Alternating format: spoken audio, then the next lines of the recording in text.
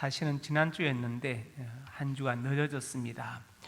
자, 우리 교단에서는 1년에 2번 이단 경계 주일로 정하고 이단에 관한 설교를 하도록 이렇게 명했습니다.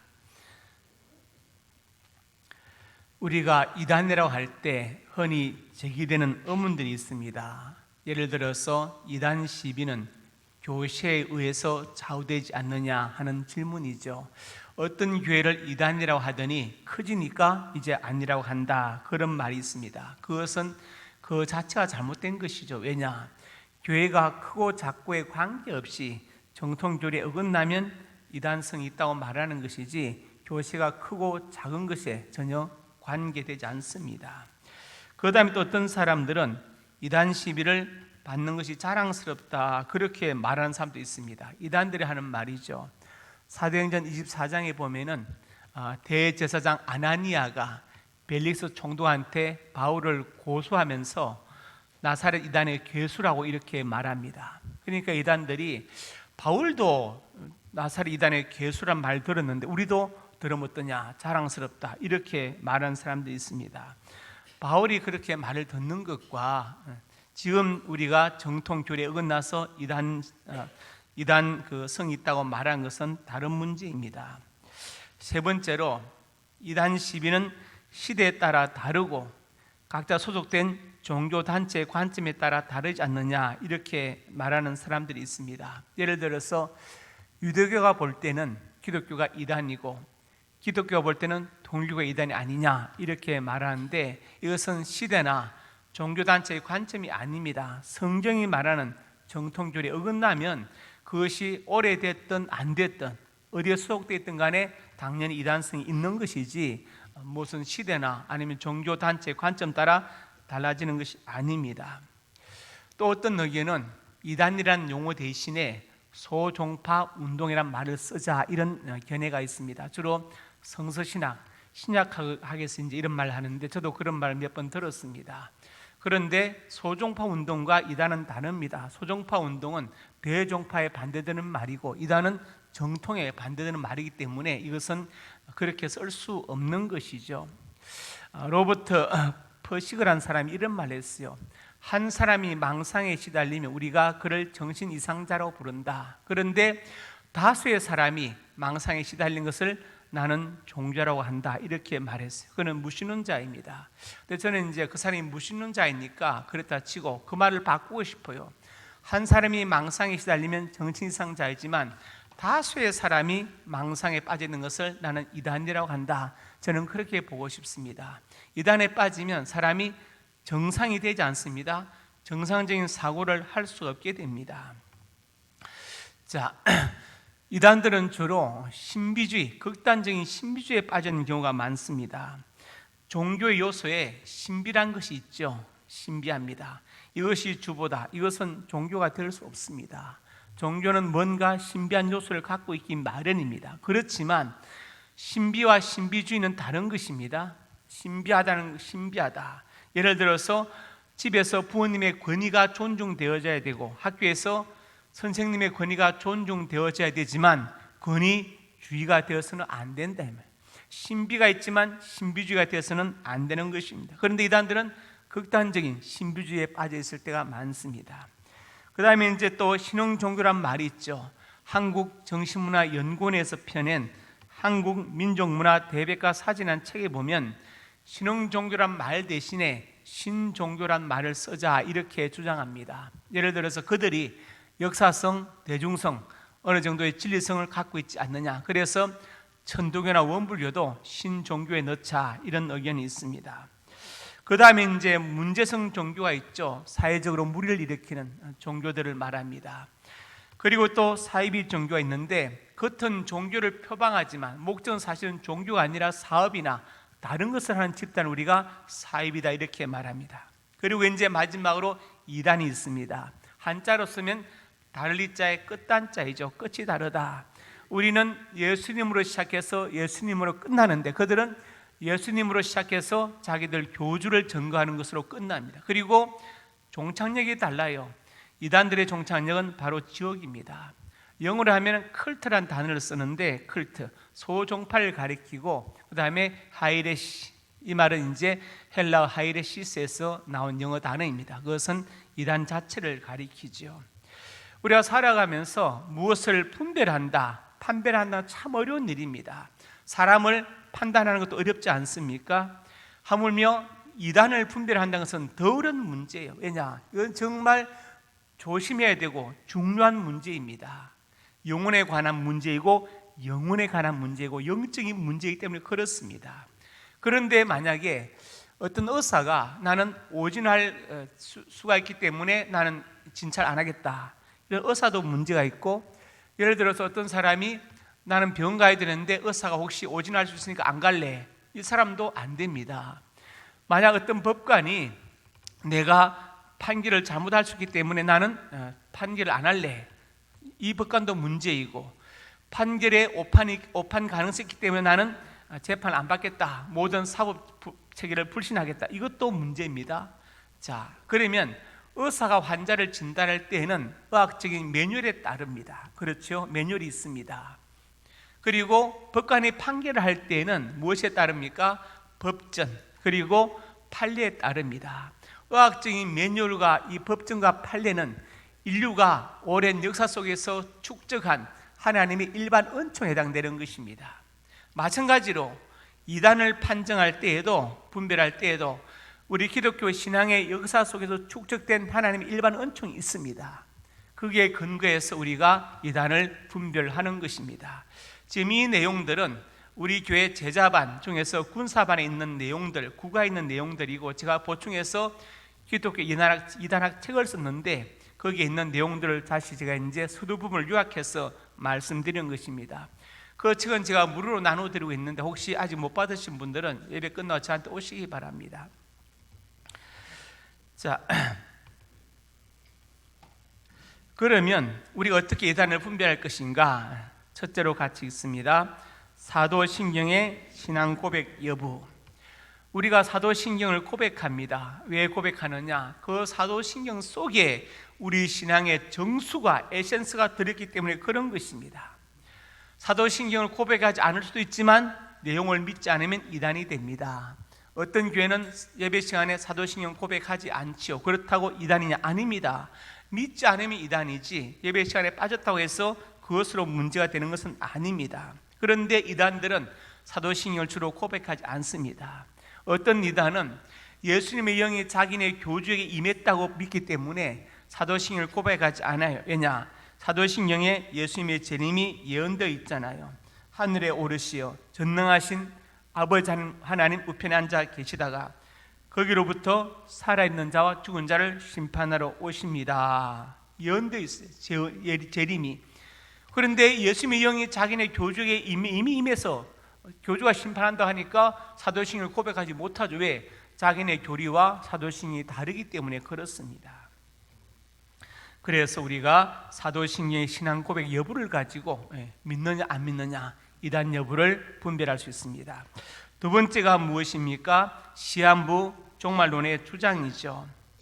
누가복음 12장 40절에 자 보면은 생각지 않은 때 인자가 오리라, 이렇게 말씀해요. 생각지 않은 때. 예를 들어서 어떤 사람이 1992년 10월 28일 예수님 오신다 생각하고 있으면 그때는 못 오십니다. 왜냐? 이 말씀에 어긋나기 때문에, 이 말씀이 틀려야 되기 때문에 그 날짜에 못 오셔요. 어떤 사람이 날짜를 계산하든 계시를 받든 꿈을 꾸든 하여튼 간에 어떤 방법으로도 어떤 종말 날짜를 정해놓고 있으면 그 날짜에 예수님은 안 오십니다. 양치기 이야기 아시죠? 이서부야에 나오는 양치기가 심심해서 늑대가 나타났다고 소리 질렀습니다. 사람들이 몰려왔어요. 좀 야단맞았지만 재밌었습니다. 또 한 번 했습니다. 좀 시간이 지나서 또 늑대가 나타났다 하니까 사람들이 또 몰려왔습니다. 또 야단맞았지만 재밌었어요. 나중에 진짜 늑대가 나타났어요. 그래서 늑대가 나타났다고 소리 지르지만 아무도 오지 않았습니다. 바로 시한부 종말론이 양치기 소년과 같은 짓을 하는 거예요. 예수님이 안 오시는데 오신다 자꾸 얘기해서 믿음 약한 사람들이 흔들리게 만들고, 그 다음에 불신자들은 기독교를 우습게 보게 만들고, 사탄의 전략입니다. 그래서 시한부 종말론은 분명한 이단과 같은 것이죠. 베드로후서 3장 8절에 이렇게 말씀했습니다. 사랑하는 자들아, 주께는 하루가 천년 같고 천년이 하루 같은 이 한 가지를 잊지 말라. 여기 보니까 하루가 천년이고 천년이 하루 같다. 그래서 세대주의 신학이라는 그 세대주의 신학도 학문적 세대주의와 통속적 세대주의로 갈라집니다. 학문적 세대주의는 강해 설교의 명문학교인 달라스 신학교가 있고, 통속적 세대주의는 따비를 원조로 하는 잘못된 신학이죠. 이 세대주의 신학에서 하루를 천년으로 계산하는 겁니다.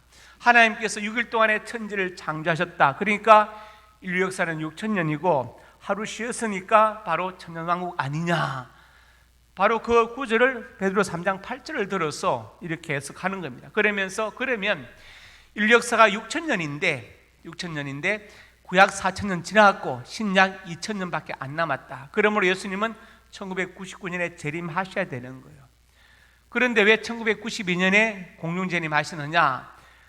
자, 7년 대환란과 어린 양 혼인잔치가 있으니까 구원받은 사람들은 휴거되어서 공중에서 7년 동안 어린 양 혼인잔치를 하고, 이제 구원 못 받은 사람들 땅에서 7년 대환란을 겪는다. 그리고 그것이 끝나고 나면 다시 지상 재림하셔서 99년에 종말이 온다. 이것이 바로 잘못된 세대주의 신학이 낳은 결론입니다.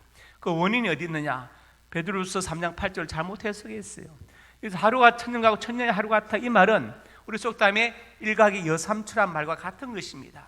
하나님의 백성들이 회개하고 돌아오길 기다리는 하나님의 애타는 마음을 그렇게 표현한 것이지, 성경에 나오는 하루를 천년으로 환산해서 계산하란 말이 아니에요. 근데 그렇게 대입에 계산하는, 그러니까 얼핏 보면 맞는 것 같은데 사실은 전혀 하나님 원하시지 않는 방향으로 성경을 해석하는. 하필 그때에 또 다미 선교가 나왔죠. 다미실이죠. 다골미를 대비하라, 경고의 나팔 하늘을 열린다. 막 어린 종들이 나와서 환상 계시 막 이야기합니다. 그리고 그것을 또 당시에 또 생명말씀사 번역기를 담당했던 이장님 씨가 또 앞서서 막 그 책을 막 뿌리고, 그래서 그런 상황이 벌어진 것이죠. 그 와중에 또 교회도 안 나가는 펄시 콜레라는 사람이 내가 본 천국이라는 공상 소설을 써가지고 우리나라에 소개돼가지고 난리가 났습니다.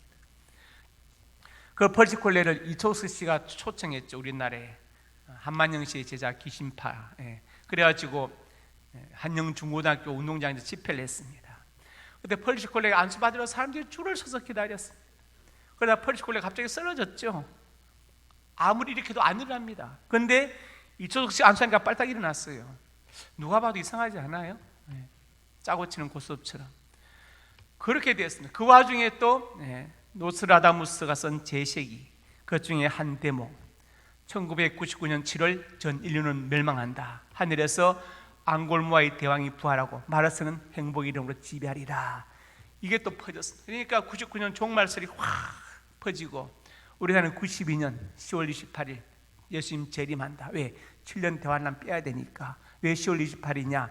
나팔을 부는데 이스라엘 나팔절이 바로 그날이다. 이래야 잘못된 그 교리에 사람들이 넘어가서 한국교회가 어지럽게 되었고 정말 기독교가 망신을 사게 된 것입니다. 그래서 여러분 기억하시기 바랍니다. 시한부 종말론은 사탄의 전술 전략입니다. 믿음 좋은 사람들이 아닙니다. 오히려 교회의 문을 막고 믿음 약한 사람들을 흔들어 버리는 잘못된 것이죠. 세 번째로 같이 읽습니다. 성경 해석의 오류. 성경을 해석할 때 먼저 근접 문맥이 있습니다. 이 단어, 이 문장에는 근접 문맥을 살펴야 되고 그 다음에 원접 문맥도 살펴야 됩니다. 그 다음에 성경을 예를 들어서 어떤 것을 문자주로 풀 것인지 은유로 풀 것인지 아니면 그 당시에 문화나 관습을 통해서 풀 것인지를 봐야 됩니다. 어떤 때는 이것이 다 동원되어야 될 때도 있습니다. 예를 들어서 주의 말씀은 내 발에 등여 내 길에 삐처리하는 시편 19편 105절의 그 말씀은 그 당시에 문화나 관습으로 보면은 금방 이해되죠. 왜냐? 그 당시에 유대인들은 발등에 작은 불을 달고 다녔어요. 그래서 주의 말씀 내 발에 등요 이렇게 말한 것이고 그것을 우리가 상징 의미로 풀면은 하나님의 말씀이 인생 여정에 빛이 된다는 것을 말하는 것입니다. 특별히 중요한 것이 사회학적 성경 해석이죠. 그 당시 사람들의 삶의 정황, 삶의 자리에 근거한 해석, 독일어로 지점 레벤이라고 말하는데 하워드 클라키 교수가 대표적인 학자이고 연대 신약학자 서중석 교수님의 제자입니다. 그러니까 어떤 성경을 해석할 때 한 가지로 안 되고 문자로 풀 것인지 상징, 은유, 아니면 또 의미, 아니면 또 근전 문맥, 원전 문맥 다 살펴야 되고 그 당시의 삶의 정황도 다 살펴야 이 성경이 해석되는 것인데 이단들은 보통 잘못된 해석을 하고 있습니다. 예를 들어서 이사야 41장 2절에 누가 동방에서 사람을 일깨워서 천부교 전도관 박태선 씨가 자기가 바로 동방의 의인이다. 이사야 41장 2절 봐라. 동방에서 사람을 일깨웠다 하지 않았느냐? 우리가 동양 아니냐? 이렇게 말합니다.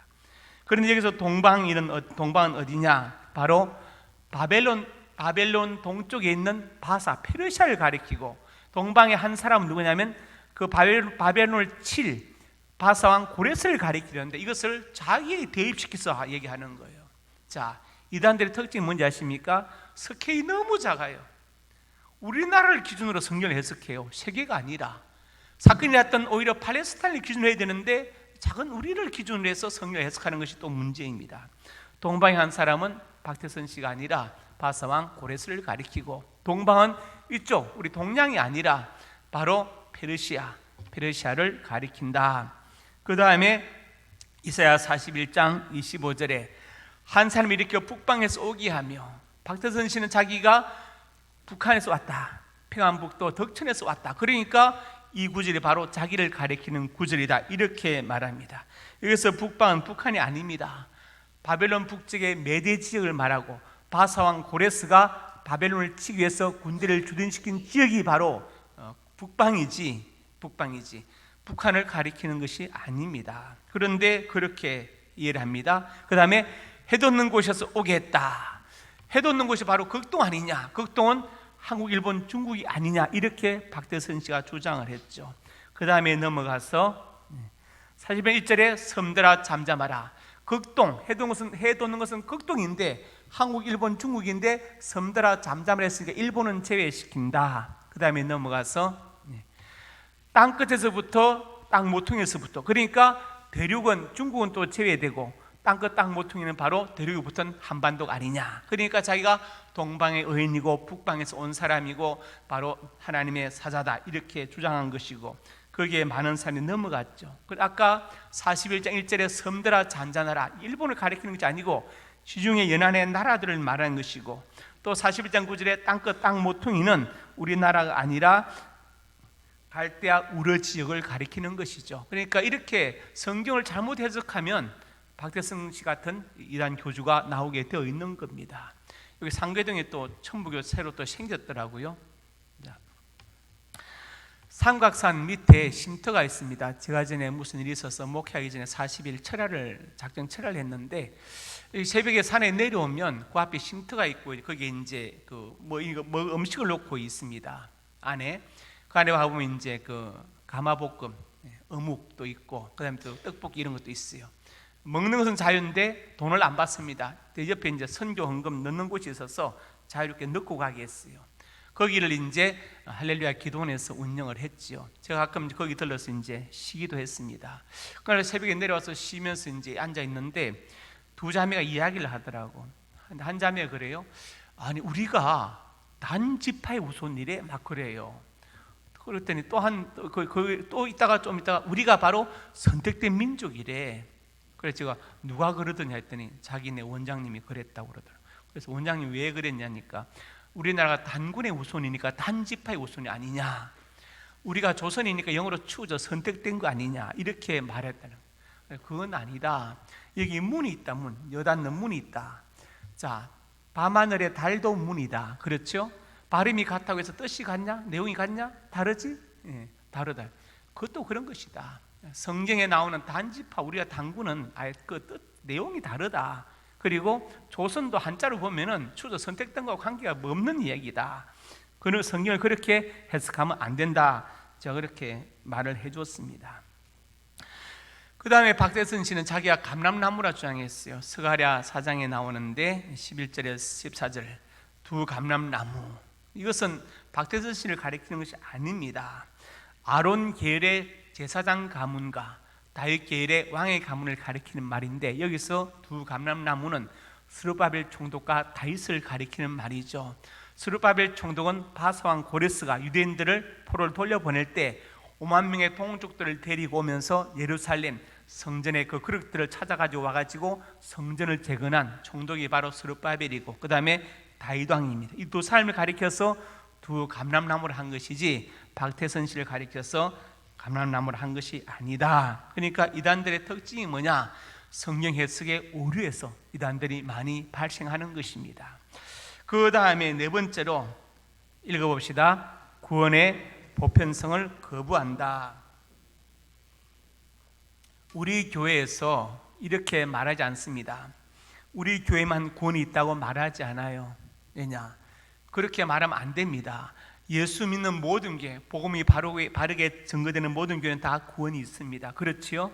그런데 이단들은 자기네만 구원이 있다고 말합니다. 즉 구원의 보편성을 거부하는 것이죠. 교회의 속성 중에 통일성이 있습니다. 통일성은 무슨 뜻이냐? 우리가 누구인지 알 수 없지만, 어느 교회에 속되어 있는지 알 수 없지만, 구원받은 전체 교회 성도를 가리켜서 우리가 그리스도 안에서 통일되어 있다고 보는 거예요. 이게 바로 교회의 통일성입니다. 무형교회라고도 말하는데, 이단들은 이것을 부인하고 자기네들만 구원이 있다고 말해요. 즉 구원의 보편성을 부인하면 그것은 이단이 되는 것입니다. 다섯 번째로 같이 있습니다. 계시록을 완전 해석했다고 주장한다. 걸퍼 전쟁이 일어났어요. 그때 많은 분들이 이것이 바로 성경에 기록된 아마겟돈 전쟁이라고 막 얘기했습니다. 잘못되었죠. 아마겟돈 전쟁은 종말의 전쟁이니까 아직 종말이 오지 않았습니다. 그리고 그 당시 이 시가 열나라였어요. 유럽 경제 공동체. 지금 이 시의 정확한 명칭은 유럽 연합회입니다. 회인데, 유럽 경제 공동체 열나라니까 다니엘서에 나오는 열불 아니냐. 그래가지고 경제 공동체 이 시의 대표가 바로 회장이 적그리스도다 이렇게 말하는 사람이 많았고, 그렇게 설교하고 책을 쓰고 했습니다. 유수한 사람들이. 근데 지금 이 시가 몇 나라입니까? 24나라예요. 전혀 적그리스도와 거리가 멉니다.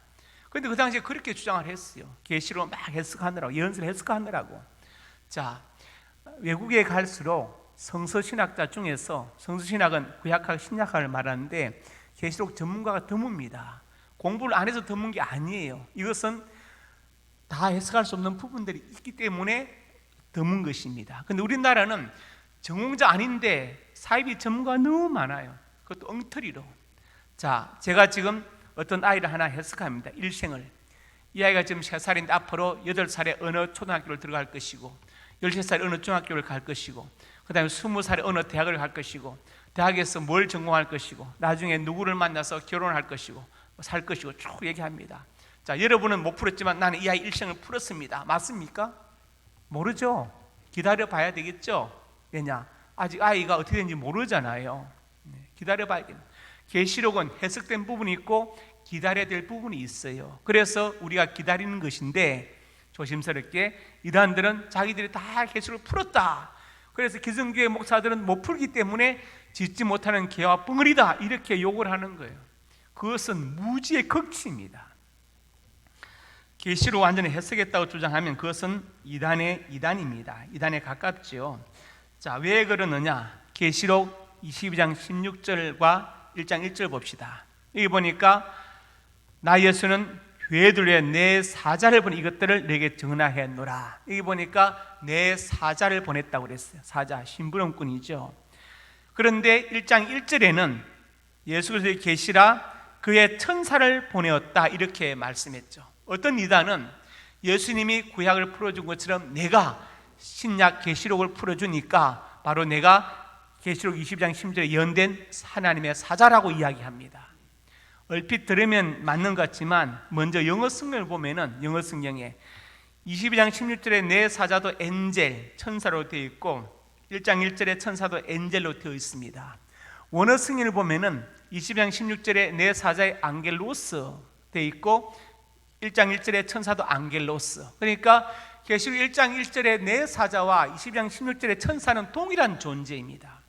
만약에 그 교주가 주님의 사자로 왔다고 계속 주장하면 20장 16절에 기록된 그 사람은 어떤 사람이 되어야 되느냐? 계시록 1장 1절에 나오는 천사인데 밤모섬에서 사도 요한에게 계시한 천사가 돼야 맞아요. 이게 말이 됩니까? 말이 안 되죠. 그냥 20장 16절도 그냥 천사로 했으면 되는데 사자라고 해놓으니까 이걸 가지고 장난을 치는 거예요. 그래서 성경을 완전히 해석했다고 주장하면 이것은 이단임에 분명합니다. 왜냐? 기다려야 될 부분들이 있습니다. 여섯 번째로 같이 봅니다. 14만 4천을 강조한다. 14만 4천은 결론을 말씀드리면 상징적인 숫자입니다. 제가 쓴 기독교 이단학 12페이지에 자세하게 나와 있는데 계시록 7장과 14장에 14만 4천이 나옵니다.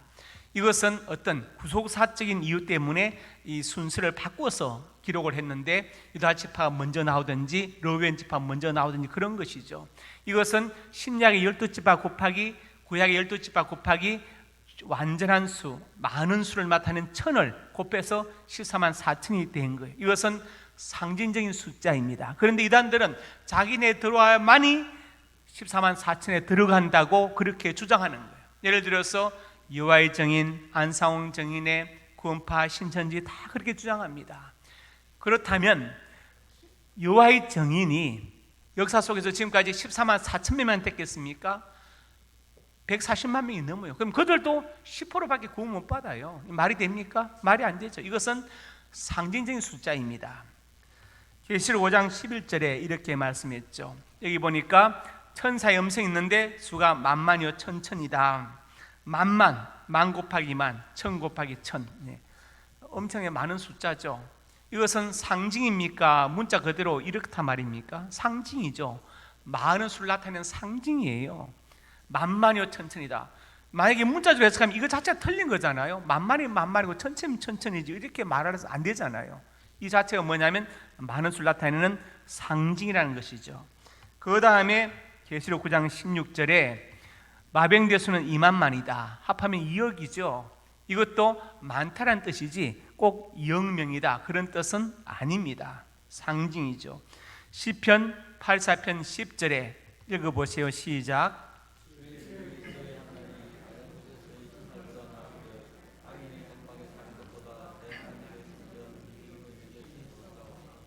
여기 보시면 주의 궁정에서 한 날과 다른 곳의 첫날이 대비되었습니다.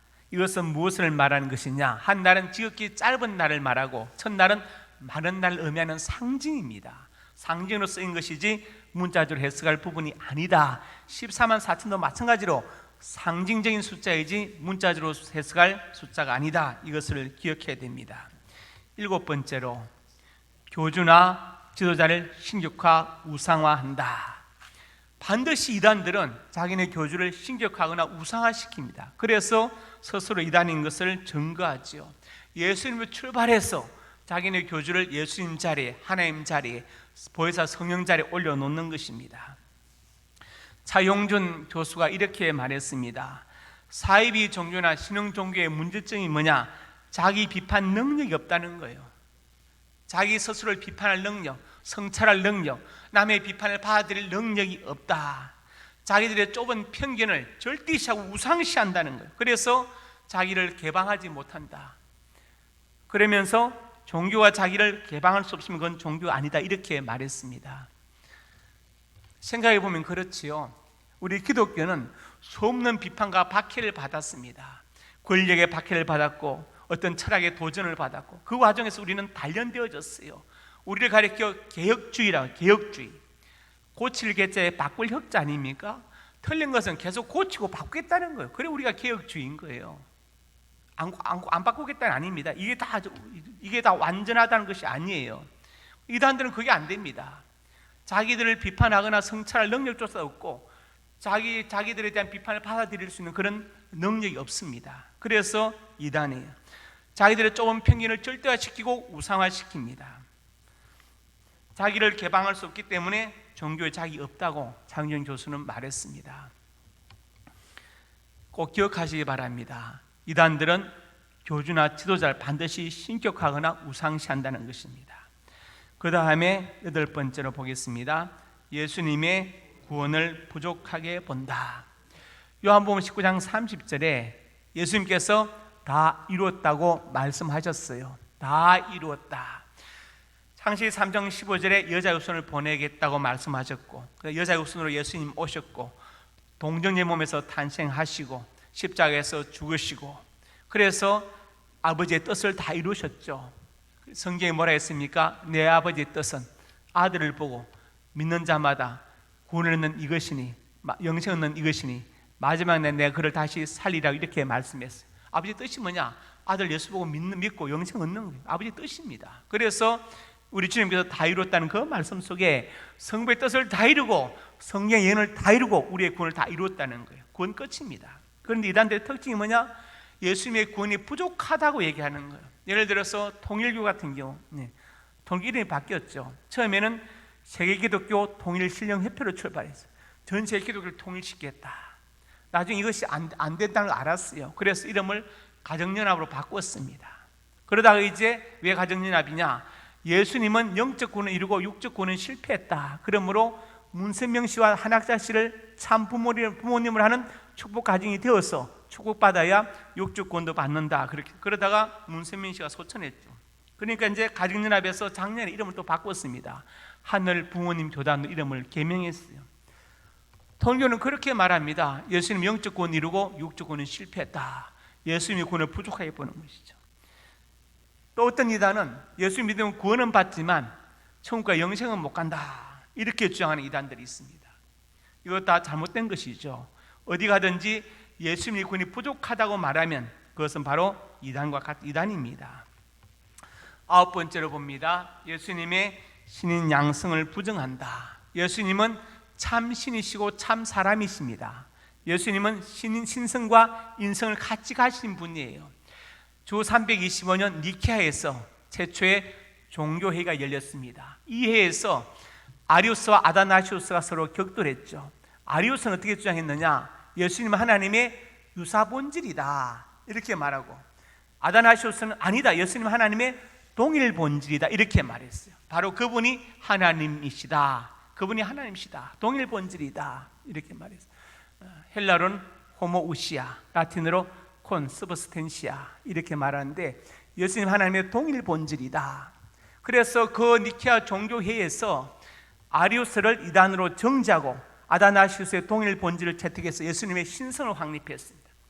그 뒤에 주 451년 칼케톤 종교회의가 또 열렸는데 거기서 예수님의 인성을 확립했어요. 그래서 예수님은 참 신이시고 참 사람, 인성과 신성을 동시에 가신 분이다, 이것이 맞습니다. 이단들은 신인 양성을 부정합니다. 신성만 인정하거나 아니면 인성만 인정하거나 아니면 어느 쪽이 강하고 어느 쪽이 약하다고 보거나 이러면 이단입니다. 자, 10번째로 믿는 성도들에게 접근한다. 우리는 예수 믿는다고 하면 그러세요, 어느 게 나가십니까? 잘 믿으, 이렇게 끝나는데 이단들은 믿는다 하면 끝까지 달라붙어요. 믿는 성도들을 달라붙어 공략합니다. 그게 바로 이단들의 특징이죠. 구원파나 요한증인, 신천지, 안성증인 다 마찬가지 아닙니까? 믿는 성도를 공략해요. 그게 바로 이단들의 특징입니다. 그래서 내가 예수 믿습니다 하는데도 자꾸 뭔가 초청하고 얘기하면은요, 그건 이단임이 분명합니다. 특히 요즘은 음악회나 무슨 이런 공연을 이렇게 한다고 하면서 자꾸 사람을 미혹하고 설문조사 집에 오지요. 설문조사. 그래서 연락 짜라내가지고 접근하는 겁니다. 이단들의 특징이에요. 여러분 어디 가서 설문조사 응하지 마세요. 반드시 연락처를 쓰게 하면 그건 이단의 속임수예요. 그 연락처를 가지고 이제 계속해서 접근해 오는 것입니다.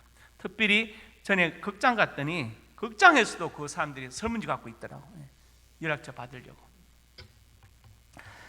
자, 마지막 11번째로 보겠습니다. 비밀을 강조한다. 노광공시를 교주로 하는 동방교라는 이단이 있는데 지금도 존재하고 있습니다. 그 동방교에서는 신도들이 어떻게 가르쳤느냐? 입이 되어야지 아가리가 되면 안 된다 그랬어요. 아가리. 입에 보시, 입 다물어지죠. 아가리에 보시, 아가리 벌어지죠. 그러니까 이 비밀을 안 지키면 아가리가 된다. 입이 되자, 이렇게 했습니다. 자, 우리가 우리 교회에서 제자반하는 거 비밀이 있습니까? 남에게 숨기라고 해요? 안 합니다. 다 공개합니다. 이런 내용 가르치고 배우고 있어요. 공개합니다. 이단들은 비밀이 가보면 사실 비밀도 아닌데 비밀을 굉장히 강조합니다. 왜냐? 두렵거든요. 두렵기 때문에. 갈라디아서 2장 4절 이렇게 말씀했어요. 가만히 들어온 거짓 형제들 때문이라. 이단들은 가만히 몰래 들어옵니다. 우리 교회도 많은 이단들이 들어왔죠. 그 중에 한 여자는 어떤 사람을 또 이렇게 접근해서 성공부시키고 토요일 날 그게 드러나 발각되어서 자기 스스로 신천지 교인인 것을 밝혔고 우리 교회 안 나온다고 했고, 그래서 주일 날 PPT에 그 사람 얼굴을 띄웠죠. 그래가지고 어떤 분이 또 저를 또 공격해서 교인을 인격적으로 살인했다고 막 난리를 치고. 왜냐면요, 몰라서 그래요. 몰라서 신천지 교인인데 일반 교회에 침투할 정도 되면요, 파수꾼을 올 정도 되면 어느 정도 훈련을 받고 오는지 몰라서 그런 얘기 하는 거예요. 그래서 아까 있잖아요, 유다서에서 뭐라 했습니까? 디도서에서 한두 번 훈계하는 후에 멀리하는 이유가 거기에 있습니다. 왜? 짧은 시간에 해결될 문제가 아닙니다. 설득이 시켜야 될 문제가 아니에요. 너무나 많은 시간을, 그 사람이 예를 들어서 3년을 배웠으면요, 최소한 6년을 붙잡고 있어야 그 사람이 돌아올 수 있습니다. 특별히 은혜가 아니면. 비밀을 강조하는 것이 이단의 특징입니다. 그 다음에 유다서 1장 4절에 가만히 들어온 사람 몇이 있습니다. 비밀이 들어. 그 다음에 이 사람도 어떤 사람들이냐? 예수님을 부인하는 자입니다. 아무리 예수님 얘기하고 성경을 많이 얘기하지만 결국은 예수님을 부인하고 자기네 교주를 내세우는 거예요. 이게 바로 이단의 특징입니다. 오늘 말씀을 정리하겠습니다. 자, 이단을 경계하자. 읽어봅시다. 시작. 사도신경의 신앙고백 여부, 시한부 종말론의 주장, 성경 해석의 오류, 권의 보편성을 거부한다, 계시로 완전 해석했다고 정한다, 14만 4천을 강조한다, 교주나 지도자를 신격화 우상한다, 예수님의 구원을 부족하게 본다, 예수님 신인 양성을 부정한다, 믿는 성들에 접근한다, 비밀을 강조한다. 이게 바로 이단의 특징입니다. 네, 기도하겠습니다. 하나님, 은혜와 사랑을 감사합니다. 이단에 미혹되지 않게 하시고 이단을 잘 경계하게 하여 주시옵소서. 바른 신학과 바른 성경 해석에 있어서 오직 예수 그리스도의 정인으로 살게 하여 주옵소서. 예수님 이름으로 간절히 축원하고 기도드립니다. 아멘.